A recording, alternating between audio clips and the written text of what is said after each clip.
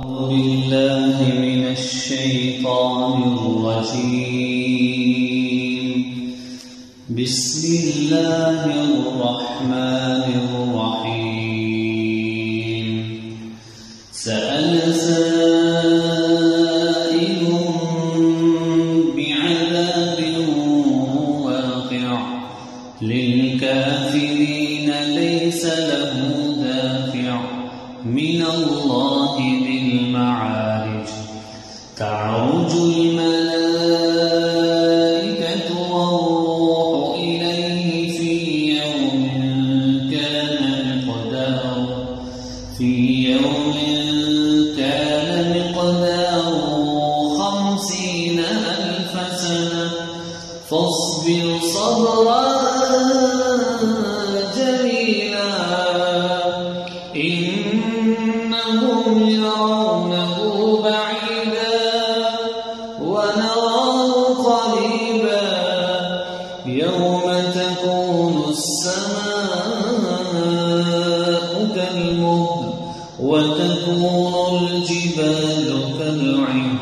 ولا يسأل حميم حميما يبصرونهم يود المجرم لو يفتدي من عذاب يومئذ ببنيه وصاحبته وأخيه وفصيلته التي تؤويه ومن في الأرض جميعا ثم ينجيه كلا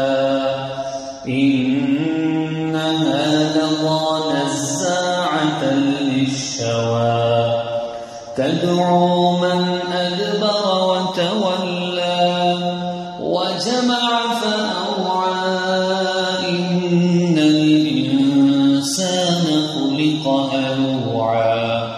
إذا مسه الشر جزوعا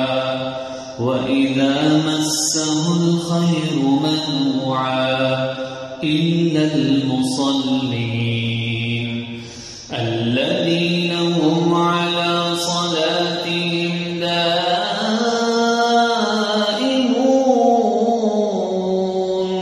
والذين في أموالهم حق معلوم للسائل والمحروم والذين يصدقون بيوم الدين والذين هم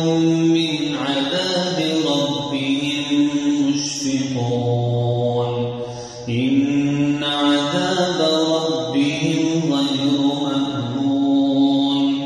والذين هم لفروجهم حافظون إلا على أزواجهم أو ما ملكت أيمانهم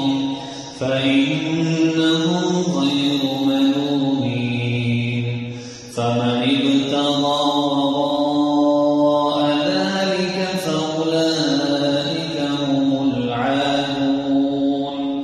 والذين هم لأماناتهم وعهدهم راعون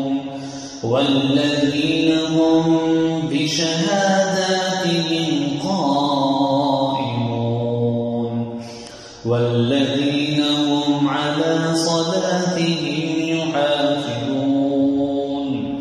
أولئك في جنات مكرمون صدق الله العظيم. أعوذ بالله من الشيطان الرجيم.